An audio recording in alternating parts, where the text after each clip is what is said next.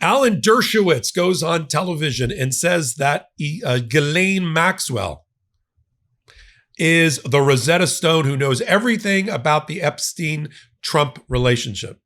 No, I beg to differ.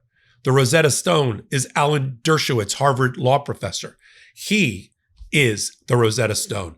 He is connected because he represented Epstein during his negotiations with the U.S. Attorney's Office in Miami 15 years ago that resulted in a non-prosecution agreement that allowed other women, girls, to be abused by Jeffrey Epstein. He represented Donald Trump in his impeachment proceedings. He is best friends with Ghislaine Maxwell's lawyer, David Oscar Marcus. He likely brought in David Oscar Marcus to represent Ghislaine Maxwell. He was accused by one of the first victims of Epstein, Virginia Giuffre, of actually participating in those sex scandals, although she later recanted it. And he, according to Julie K. Brown, an intrepid reporter for the Miami Herald, who joins Court of History and Legal AF, to talk about how she shut down Epstein and brought attention to the scandals around his prosecution, saving other girls and women from being victims. Undoubtedly. She also says Dershowitz not only hired private detectives and investigators to harass Epstein's victims when he represented him, but he also harassed Julie K. Brown, the reporter, and sent a letter in to the Pulitzer Prize board to try to deny her a Pulitzer Prize for her reporting, which was successful. She joins Court of History and Legal AF, and here's a clip. It was investigated by Palm Beach police. They took it to the state attorney in Palm Beach, Barry Krischer. Barry Krischer initially was gung-ho about going after Epstein because he didn't know initially who Epstein was. So then Epstein, he was trying to keep a lid on the whole thing. So Epstein hired Alan Dershowitz, another local attorney, to pressure Krischer not to file charges. And he was on the verge of just letting the case drop, largely because Dershowitz had convinced him that the young girls that Epstein had molested weren't credible, because they drank beer, they were having sex with their boyfriends. He kind of mined all their social media pages. Yeah, I read in your book that you said that Dershowitz hired private investigators to look into the private lives of the victims. Right, and their families, and their parents, their families too. And what would the point of that be? Intimidation. So Dershowitz hired PIs to intimidate the victims. Well, I mean, I'm not saying that's why he did it, but on behalf of his client. Yeah, and also it did intimidate. They were scared. When you're being followed like that and you're young, and there was at least one instance that I know of that there was a big car that was putting its headlights on one girl's house, and her lawyers had to grab her and take her to a hotel, sort of put her in hiding because they were being pursued so aggressively. So please continue. So anyway, Krischer got cold feet, but the Palm Beach police didn't want to let go. So they kept trying to get him to do something. Eventually he relented and opened a grand jury on the case. What we now know is that it was one of those kinds of grand jury sessions. They say you can indict someone on a ham sandwich. They didn't even call all the victims. They called one victim. And we subsequently have that grand jury testimony. And it's very painful to listen to, because they allowed the grand jurors to sort of ask her questions that were like, didn't you know what you were doing was wrong? Is that how your parents raised you, kind of thing? So they were prepared to give him an indictment on a very lesser charge. And the Palm Beach police then took it to the FBI and said, this is absurd. This is a serious crime. They're going to let this guy walk. And that's when the FBI took over around 2007. They started investigating. Now, by this time, there were more victims coming forward. So initially, there was only maybe 5 or 6. And now there was, almost 24, because one girl recruited another girl who recruited another girl. So if you interviewed the girl, it would say, well, I recruited this one, and this one. And then you go to those girls and they say, well, I recruited. It was like a pyramid scheme. What he was doing, paying them to get more girls for him. So, and Maxwell's in the middle of this. I'm sorry. And Ghislaine Maxwell is deeply involved in the recruitment. Well, initially she was the one that started this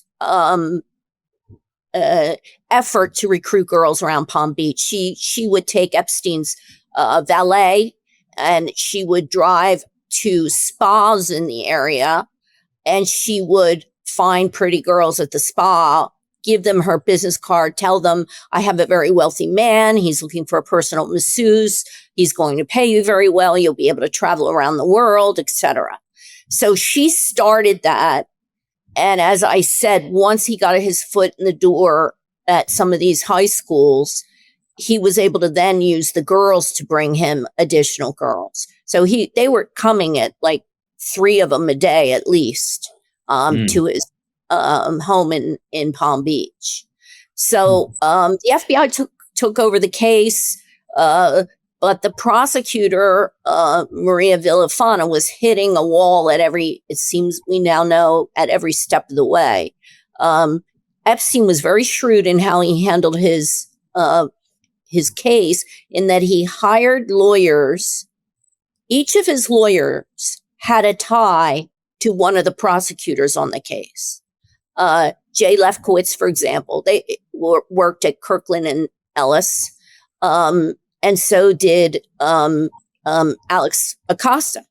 And Alex Acosta was very ambitious. He was a rising star in the Republican Party at the time.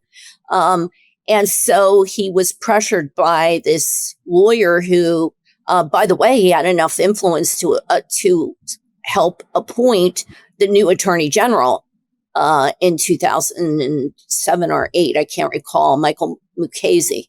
So he didn't want to, he was ambitious. He didn't want to bend anybody out of shape. Epstein hired Kenneth Starr.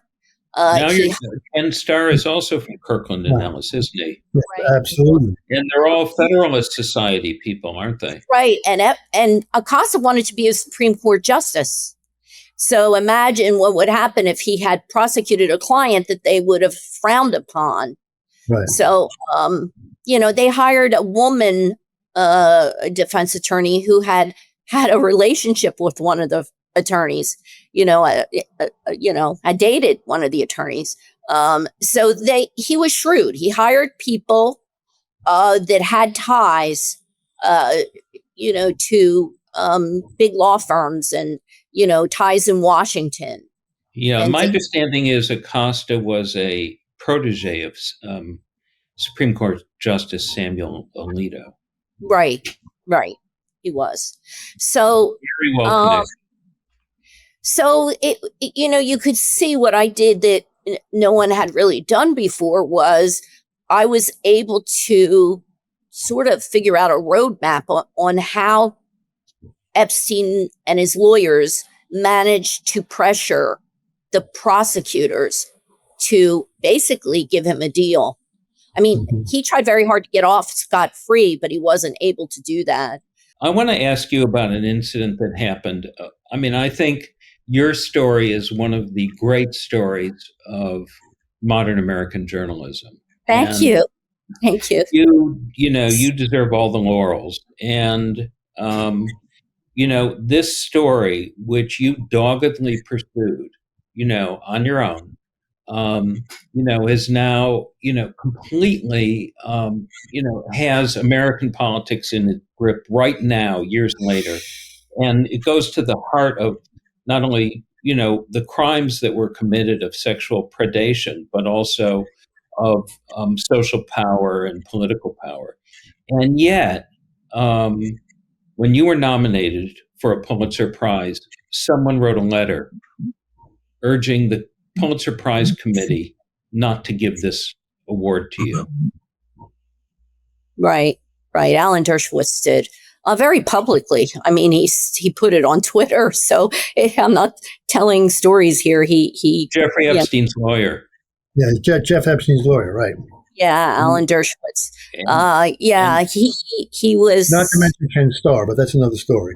Yeah, I mean, it was also, I know now that there was some, I don't know what the word is. There were a couple of journalists on the jury who didn't feel like what I did was much. Remember, by the time when they reviewed it, Epstein hadn't been arrested at that point. It was just after my series ran. So there was some feeling that, what's the big deal? Yeah. Well, even so, I mean, for a defense attorney to intervene in a journalism prize seemed pretty extraordinary to me, and it's beyond the call of duty. Yeah. Well, I mean, it is what it is. This business. He's attempted to insert himself again, and claims that Ghislaine Maxwell is the Rosetta Stone. And before she was questioned by Todd Bland, she raised her name. Yeah. Well, she does know a lot. She was on the ground level of this sex trafficking operation.